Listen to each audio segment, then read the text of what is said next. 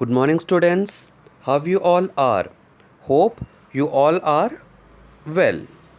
In the previous class, we had started a new chapter from the book Snapshots. Chapter 2, The Address, written by Margot Minko.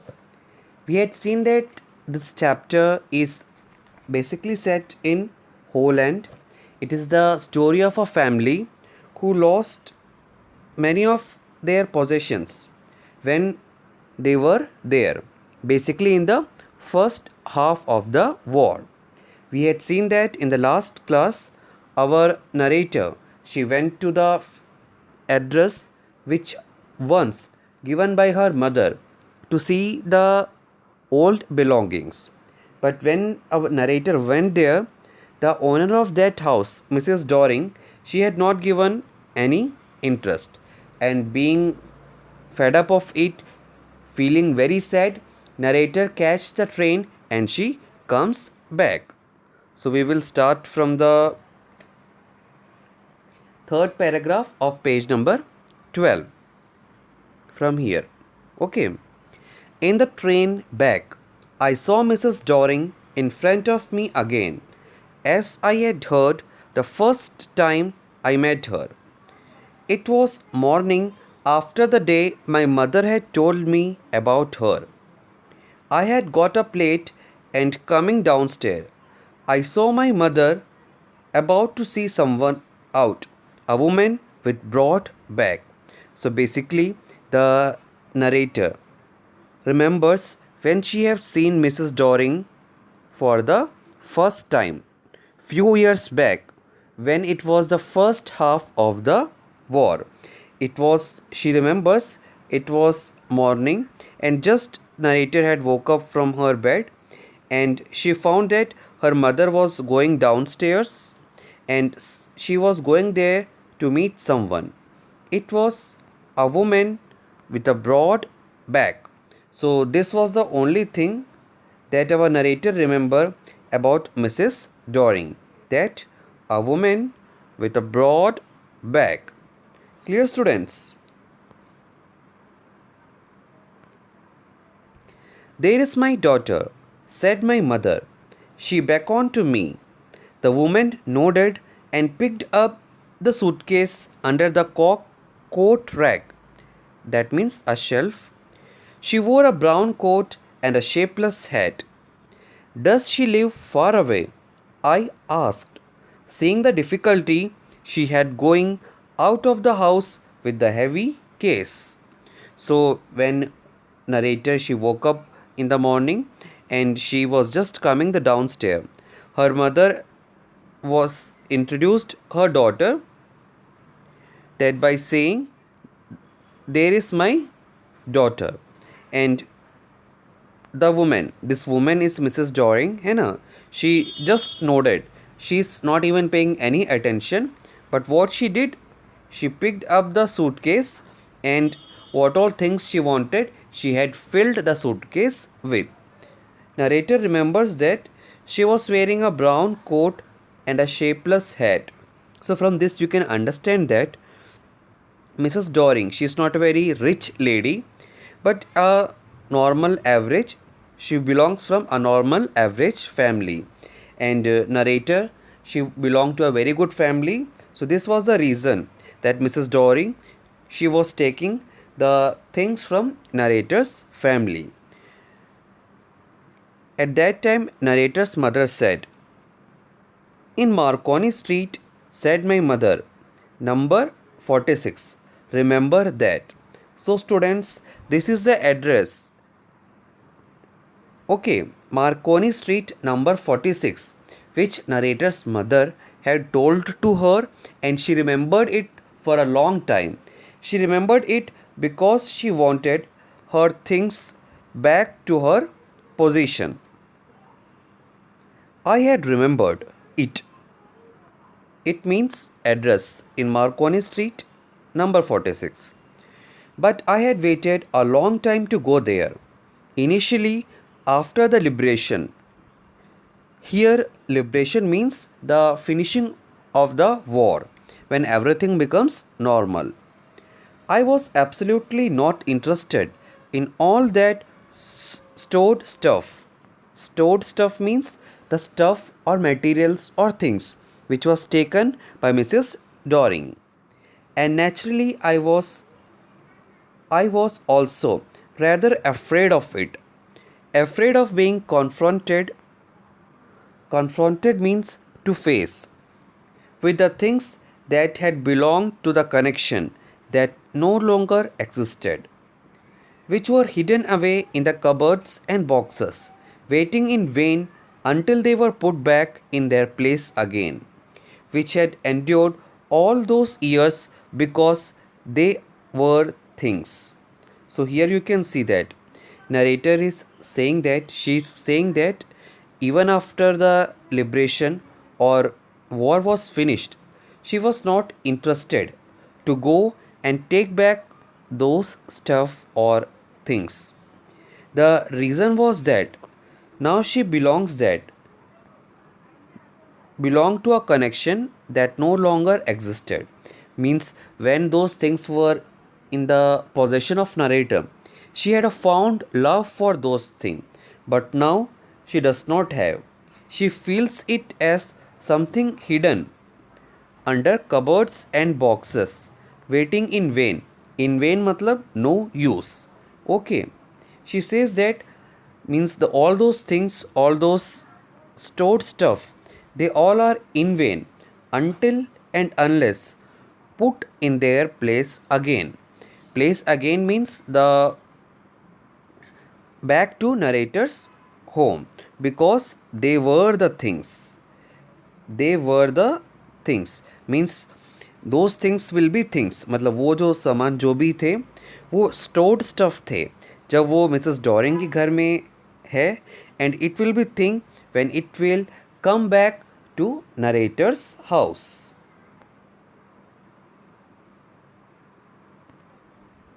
But gradually means slowly, everything became more normal again. Bread was getting to be lighter color. There was a bed. You could sleep unthreatened. A room with a view you were more used to glancing at each day. And one day I noticed I was curious, it means excited, about all those possessions. It means the stored stuff or things in the previous paragraph. That must be still at that address.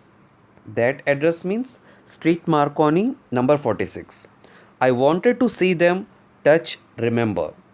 So here you can see that in the first part of the chapter we had seen that the narrator, she went to Mrs. Doring's house because she wanted to see them, touch them and remember.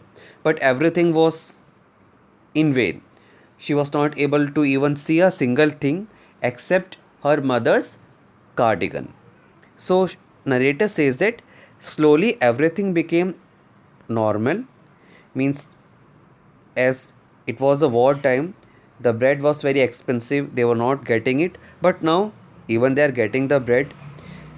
Now they can have a comfortable sleep, and it each day was very glancing. So one day narrator, she was very much excited, very much interested to get all the possessions. Possessions means those things. She wanted to see them, touch them and remember them.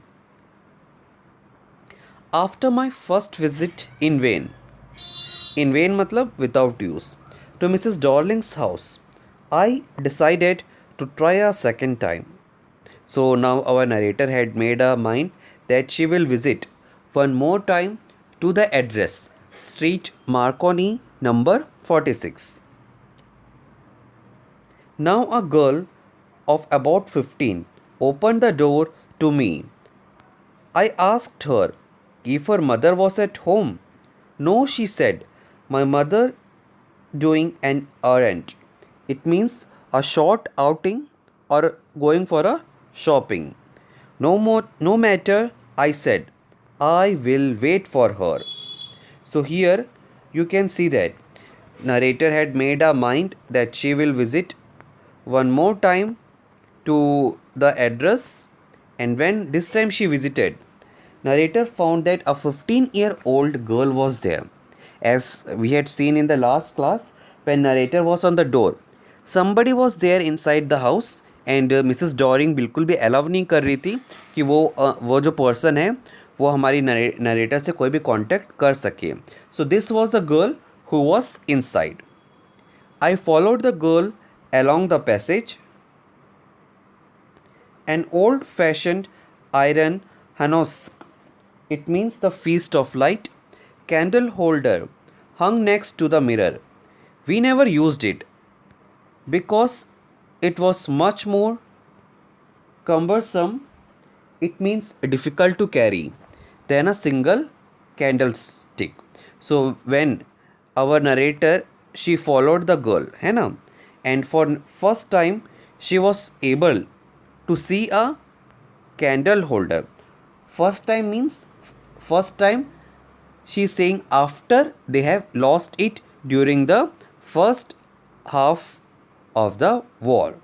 So narrator remembers that they had used this candle holder very rare because it was very difficult to use, cumbersome. So normally they used a single candle stick.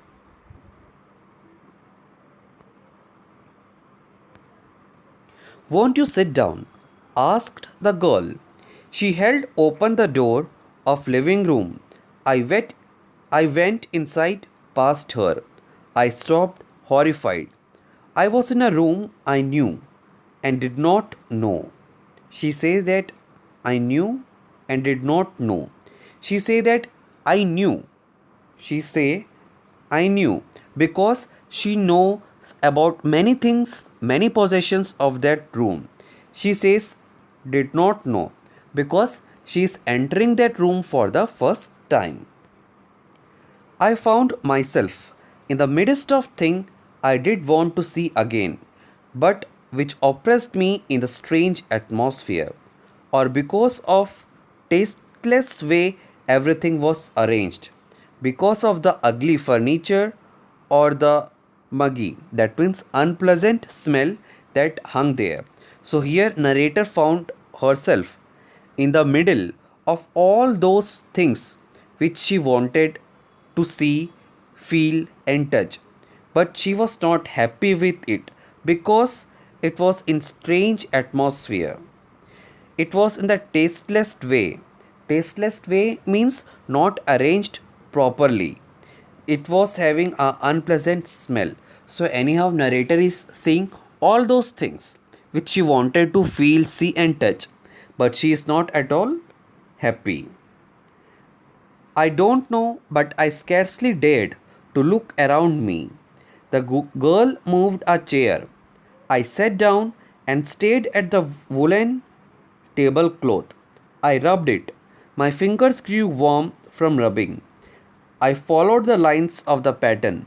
Somewhere on the edge, there should be a burnt mark that had never been repaired. So first our narrator, she had seen a candle stand. Now she's looking at a woolen tablecloth. Narrator understood that it was a tablecloth which was missing from their home because when she rubbed her finger, it grew warm. As narrator was a small child, she used to rub her finger in that tablecloth and it used to get some warm. Moreover, the pattern or the design of tablecloth, it was same. Moreover, a burn mark in that tablecloth, it was still there.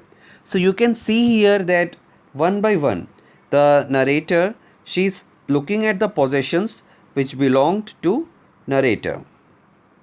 My mother will be back soon, said the girl. I have already made a tea for her. Will you have a cup? Thank you.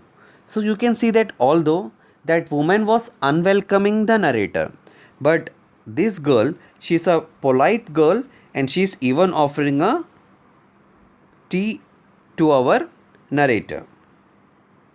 I looked up. The girl put cups ready on the tea table. She had a broad back. So broad back. So when a narrator had just uh, when she looked at Mrs. Doring, she remembered that she was having a broad back, and now she is able to identify the girl with that same broad back, just like her mother. She poured tea from a white pot. All it had was a gold border on the lid. I remembered. She opened a box and took some spoons out. So here that girl, she is using a white pot with a gold border on the lid. So it was also once possession of our narrator.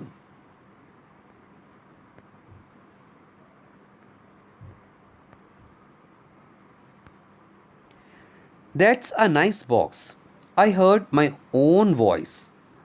That's a nice box. So narrator heard her own voice, means when she was a child and when she had seen that box, she had said these words. What? Sorry, that a nice box. So now after seeing that box again, she is remembering what she had said. It was a strange voice, as though each sound was different in this room. Oh, you know about them. She had turned round and brought me my tea. She laughed. My mother says it is an antique. That means old and expensive things. We have got lots more. She pointed round the room. See for yourself.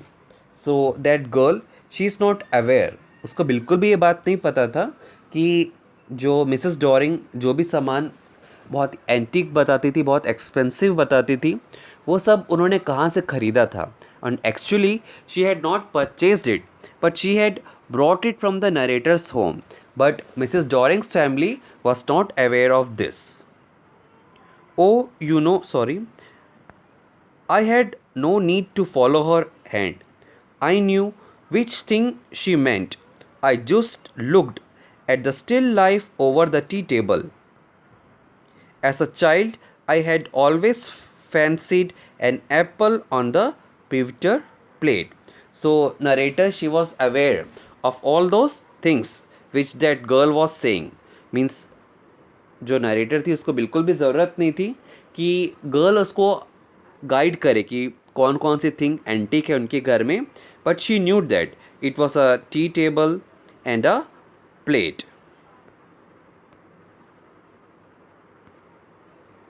We use it for everything, she said. Once we even ate off plates hanging there on the wall. I wanted to so much, but I wasn't anything special. I had found the burn mark on the tablecloth. The girl looked questioningly at me. Yes, I said, you get so used to touching all these lovely things in the house. You hardly look at them anymore.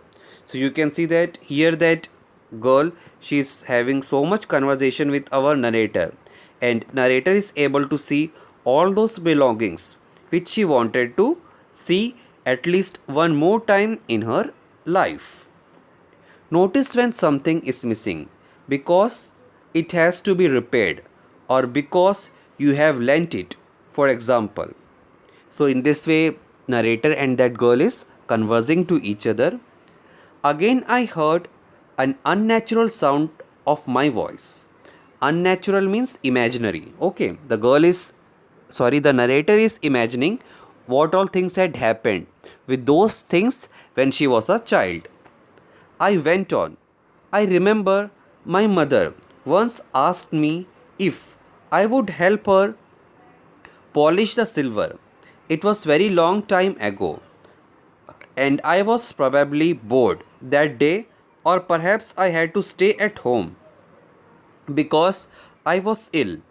As she had never asked me before, I asked her which silver she meant, and she replied, surprised, that it was the spoons, forks, knives, of course, and that was the strange thing I did not know. The cutlery we ate of every day was silver. So here when the narrator, she had seen that table. She remembers that once her mother had asked her to polish the silver, and for as she was doing that work, she has to stay at home for a long time. Then our narrator, she sees the different spoons, forks, knives, and all of these things were made up of silver. So you can understand that this our narrator, she had very expensive things which was now under the custody of Mrs. Doring. The girl laughed again. I bet you don't know it is either. I looked intently at her. What we eat with? She asked. Well, do you know? So here you can see that again the girl after offering the tea, even she is asking that whether she will eat something. Okay. She hesitated. She walked to the sideboard and wanted to open a drawer. I will look. It's in here. So here the girl, she's opening a drawer and she was searching something which she can give to narrator to eat. But at that time, I is narrator. I jumped up. I was forgetting the time. I must catch my train. She had her hand on the drawer. Don't you want to wait for my mother? No, I must go. I wanted. I walked to the door. The girl pulled the drawer open. I can find my own way. As I walked down the passage, I heard the jinglings of spoons and forks. So finally, uh, narrator, she plans that she has to go back to the station to catch the train because it was a train's time, and narrator never wanted to meet Mrs. Doring, but she just wanted to see her old possessions, and now she had already seen. And even narrator says that when she was just leaving the passage, she was able to heard the jinglings of spoons and fork. So this is statement shows that she had a deep memories related to the belongings, forks, tables, and all other things. At the corner of the road, I looked up at the nameplate. Marconi Street, it said. I had been at number 46. So the chapter is named The Address, and throughout the chapter, you can see that this address is revealed several times. That is Marconi Street, number 46. The address was correct, but now I did not want to remember it anymore. I won't go back there because the objects that are linked in your memories with the familiar life of former times instantly lost their value when served from them. Them means the Mrs. Doring's family. You see them again in a strange surrounding. And what should I have done with them in a small rented room where the shreds, means small particles or small parts, of blackout paper still hung along the window, and no more than a handful of cutlery fitted in a narrow table drawer. So here you can see that narrator, means after seeing to all those objects, all those things, she says that all those objects which is linked to her memory about her familiar life, former times, now it all had lost their value. और वो अपने value को क्यों loss किए हैं? Because now they are in strange surroundings, क्योंकि वो अपनी जगह को बदल चुके हैं. मीन्स नरेटर ने उन सारे सामान को बहुत प्यार से रखा था, नरेटर की मदर ने भी उन सारे सामान को बहुत प्यार से रखा था, but the way Mrs Doring she had kept all those thing, after seeing it she was feeling very bad. I resolved to forget the address of all the thing I had to forget. That would be easiest. So now in the last and concluding paragraph, narrator resolve. That means she determines, she thinks that she will forget the address. She now never wanted to go back to same address, and because it is very difficult for her to watch all her belongings, all her object in the worst condition. So now she believes the easiest thing to her, the easiest thing to her is to forget the address, that is Marconi Street number 46. So I hope you all have enjoyed this beautiful chapter. Now if you have any doubt, please ask it and write the question answers of this chapter. Okay students, thank you.